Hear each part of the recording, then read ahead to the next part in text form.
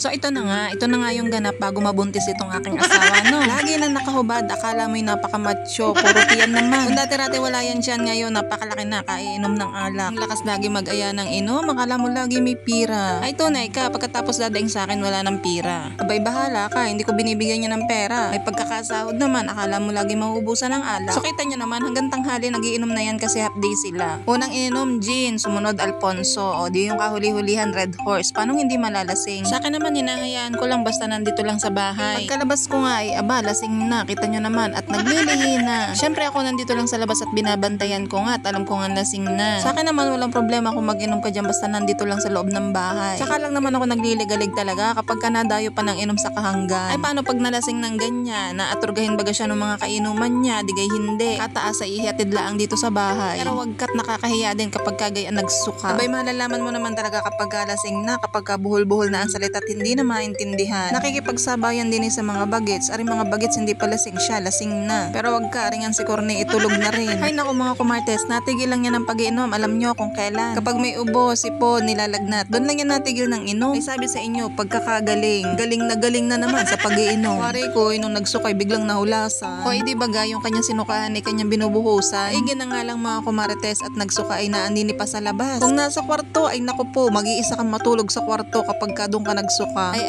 sa isang linggo ate hindi aaring hindi iinom. Sabi sa inyo, kapag ka panggabi ako, ay para na naman yan daga. Siyempre, kapag ka panggabi ako, nakakasegway doon sa malayo. Ay hindi naman din naaari at kinakaon niya ako sa madaling araw. Ay bago pa lang ako umalis, binabantaan ko na yan. Ay pag di mo ako nakoon, sadyang pagliligaligang kita. Kaya nadayo man yan ng inom kapag ka panggabi ako, hindi masyadong lasing kagaya ngayon. Nalalaman ko din naman kapag ka nag-inom sa kahanggan. Isa pa nga ay tinatanong nga ni inay kapag ka panggabi ako, lagi nga din tinatawagan yan at lagi nga nasa inuman. Kaya si inay lagi yung nagpapauwi diyan kapag kagabi na nga. So inubos lang nila yung Red Horse mga kumartes at ayan si Cordy nga lasing na din. Pero ito nga si Jezreel at saka si JM hindi pa. Naku mga kumartes, feeling bata talaga tong asawa ko. Mga kainuman, mga bagets. So sabi ko nga sa kanila, pagkakakitaan ko muna sila ngayong gabi. Wala na kasi akong may content kaya sila na lang. O ayan, nagpaalam na nga sila at umuulan nga ng mga oras na yan. Pero yung asawa ko nga ayan, naihatid pa nga sila sa labas. Buti na nga lang at meron nga silang dalang tricycle at si Jezreel nga ang magmamaneho. Buti na nga lang at hindi pa nga siya lasing. Kahit kasi ako mga kumartes, kapag lasing nang uuwi yung mga kainuman ng asawa ko, syempre nag-aalala din ako. Mahirap na nga kasing umuwi ng lasing, kaya mga kumartes, itong asawa ko, pinapayagan ko lang mag-inom pag nandito sa bahay. Minsan kasi kapag ka napapadayo ng inom yan sa ibang lugar, hindi na niya alam kung paano siya nakauwi. Nung hinatid niya nga yung mga bagets sa labas, ayan, basang-basa ng ulan, kaya pinaliguan ko pa mga kumartes. Kaya sinuutan ko pa ng brief at hindi na magkaintindihan. Katapos ko nga liguan, ayan, yung mga pinag-inuman naman nila, hinugasan ko din sa labas. Ay nakadagmang din sa lababo sa labas, mamaya